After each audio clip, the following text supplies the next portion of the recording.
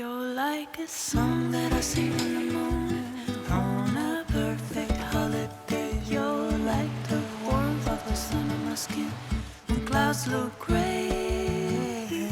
You're like the joy of a trip that is coming to a place with ocean view. You're like an old familiar friend when all is new. Welcome to my small art studio. Today I want to start a new sketchbook and you can follow me along, just watch me sketching or start your own sketchbook and draw along with me. I chose this sketchbook to start it today. I already have it. I used this small version before and I really like it. It has very thick paper and I like the quality. So I wanted to try out the bigger size. There's only one issue, and maybe you already saw it, this sticker, it didn't went off. And it can't stay like this.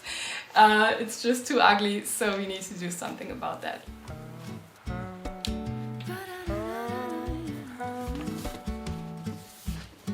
And every time I take a look into your eyes, I get the feeling you know.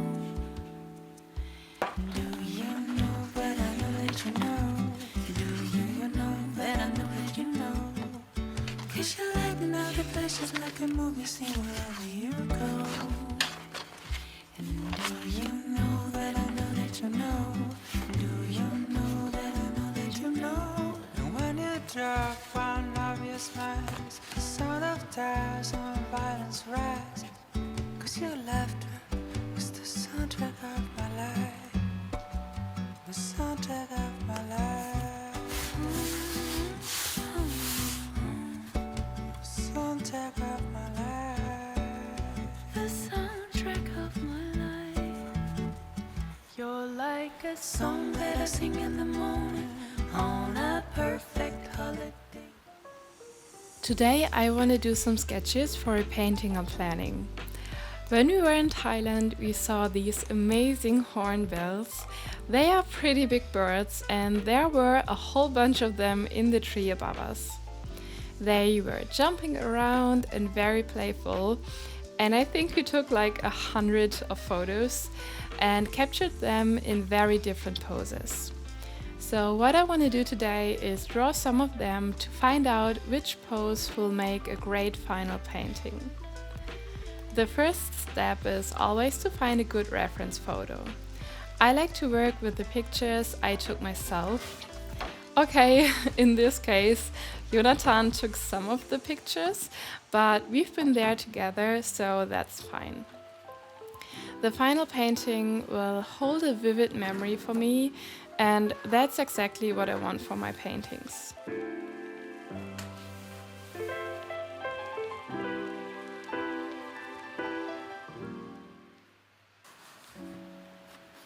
I believe it will be helpful to have these drawings to help me choose the right reference. But honestly, I'm just trying things out right now. In the last couple of months, I decided to take a new direction with my creativity and also with this channel. I always loved painting, but never prioritized it. This really needs to change, so I will paint more, but it also means there's a lot of new things to learn and to test out for me. So at this moment in my life, I'm in the middle of a big change. Stepping into such a big change in my creative work definitely feels like that. And there are some more changes to come in the future, but more about that in the next video. While I'm so excited for everything new that is to come, and I am excited, going through changes can be frightening at the same time. I want to share some things that help me at the moment to deal with the transition and also helped me in the past to deal with big changes, like moving to another country, for example. Every one of us has to face changes from time to time, so I hope some of the tips will help you as well.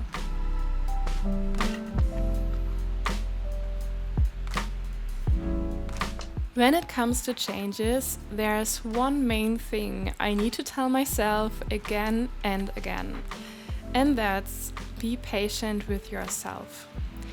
Changes mean we have to learn new skills, we need to find new routines, everything just needs time to settle. And I feel that so often we put extra pressure on ourselves because we just don't allow ourselves to take the time we need. And it's so normal and it's okay to need time to adjust to new situations, to new processes, to new routines. And I don't want to do this anymore. I don't want to put this extra pressure on myself. It's just not necessary and it's not helpful. So I did this way too often in the past and I don't want to do this anymore. So I want to remind myself to be patient with myself, with the people around me, and with the overall situation. Another thing that I want to allow myself more is to play and to try. Just like I do at the moment, I just try out new ways to approach a painting. I take time to make all these sketches and to try out all these different angles of the birds. And it's playing a little bit. And that's fun and that feels good. But often I tend to be too serious about everything. And in my case, it means everything needs to be perfect at the first try. Everything needs to be a result that lasts because I don't want to waste my time. And I think it's good to be conscious about your time and don't want to waste it. But it can lead to a position where you don't allow yourself anymore to play. And I want to find this balance, and I know I tend to be too serious, so I want to allow myself more to play around and to enjoy the whole process. Because I believe if we don't allow ourselves to play and to try out new things, especially in creative areas, we lose the joy and the excitement for the thing itself, and that just shouldn't happen. I think one of the hardest things about change is the in-between times. You are literally in between the old and the new, and this can be a very confusing situation. The old thing is gone, it's not there anymore, but the new thing is not fully here yet. So it's really a weird state of mind sometimes, and I think what's helpful is to take the time and consciously let go of the old and be aware that good things are coming, even though they may not be there yet. I think it's also helpful to acknowledge that this in-between time is a little bit weird and it can be very tiring. So again, it's helpful to be patient with yourself, to take the rest you need, and I definitely try to do this as well. I think these in-between times that are a little bit weird and confusing can also lead to feeling overwhelmed. And there's one main thing that is my go-to solution when I feel overwhelmed. It's nothing new, you've heard this before, but it's the simple solution of taking one step at a time. When I feel overwhelmed and everything is just too much, I sit down, I take some rest, and I try to find steps that lead to my goals, that lead into the right direction, but small steps that feel doable. And I recognize how all this anxiety and stress lessens immediately when I do this. So I think it's not a new tip, but a very powerful one to take one step at a time and to be very conscious about thinking about doable steps.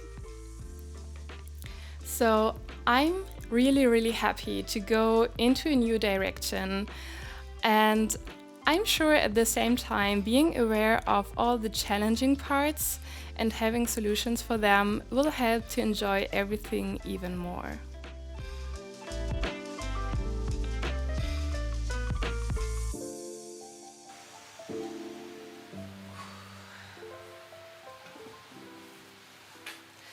Okay, after sitting so long, I need to get up and have a break.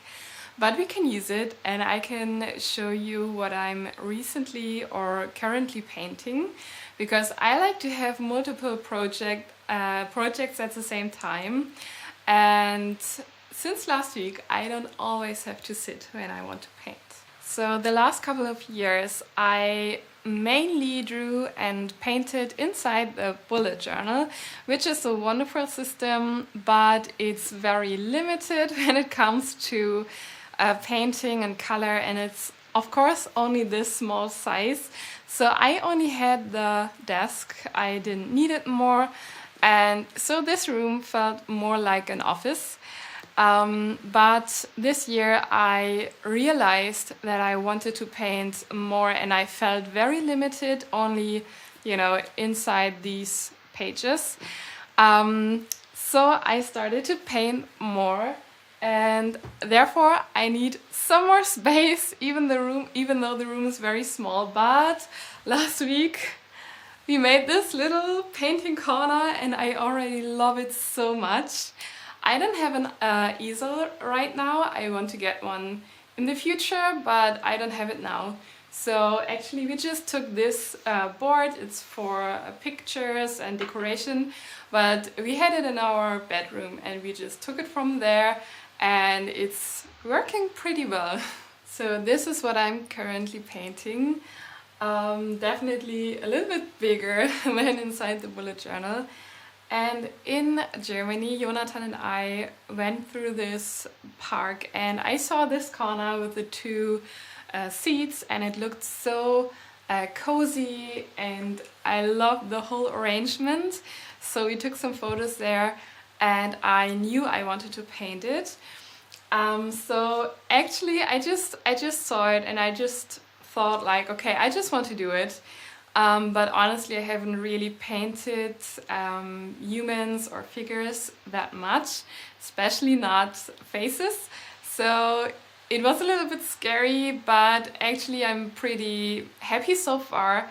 And I think every painting is something to learn, no matter how the outcome is and no matter how perfect or not perfect it will be in the end. So I already know the name for this painting, and it will be Trust. I think the whole scene looks very intimate. It somehow feels protected, like this little space, and it conveys peace, and it's very calming. And for me, it really fits the feeling you have if you know a person you genuinely can trust, and this person won't let you down. And so that's what it symbolizes for me and what it means to me. And so of course there's still a lot to be done. This is only the first layer of color to get the big shapes. And there's a book, Painted Gardens, from the artist Sorolla. I really love his style of painting and his paintings, and I really want to learn from that book and maybe apply something I've seen there, because I really love his choice of color and how he's working with the brushes. So this one I finished yesterday, and that means today we can take it off and I can sign it. I like to take a little bit of time to let the pictures rest and to take my time to decide if it's really finished or if maybe there's something missing. But I think this is finished now. Sometimes you just have to decide it's finished. So let's take it off and sign it.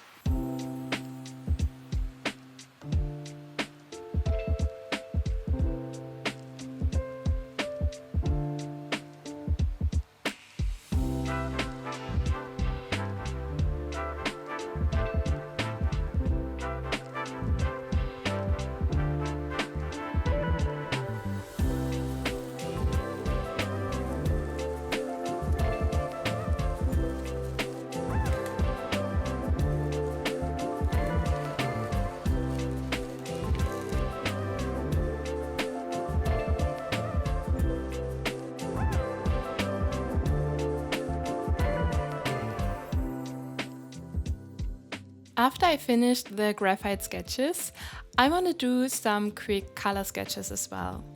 The pose I chose here is just a dummy. I haven't decided on the final motive yet. I just chose the simple pose to get it done fast. I want to find out which color combination gives the right look and feel for the picture. It should be fun and joyful, just like the birds are. To see how the colors go along with the birds, I painted as well in the right colors with black and white and, of course, most important, the yellow bill.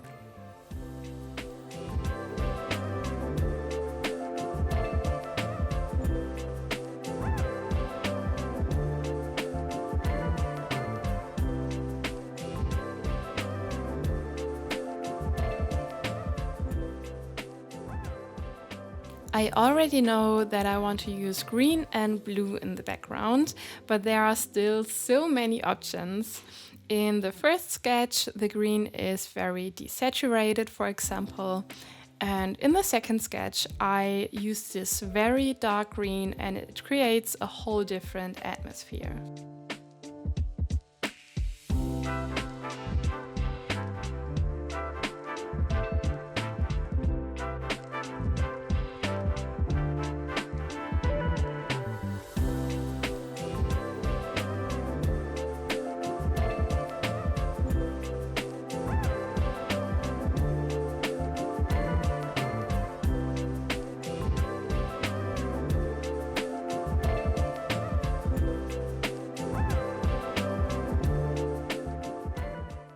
I use different blues as well, like Prussian blue in this sketch and ultramarine blue in the last one.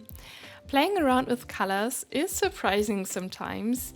Before I made these sketches, I was pretty sure I wanted Prussian blue for the background, but now I see it on paper, I think I like the ultramarine even more. But let me know in the comments which colored version you like best.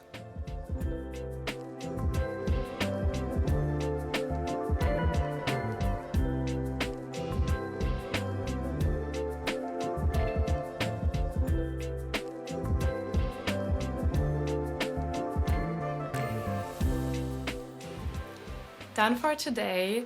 So let me know if you want to see a video of how I turn one of these sketches into the final painting. So if you're interested, let me know in the comments, and I think I'll take a walk at the beach and take the last bit of sunlight for today.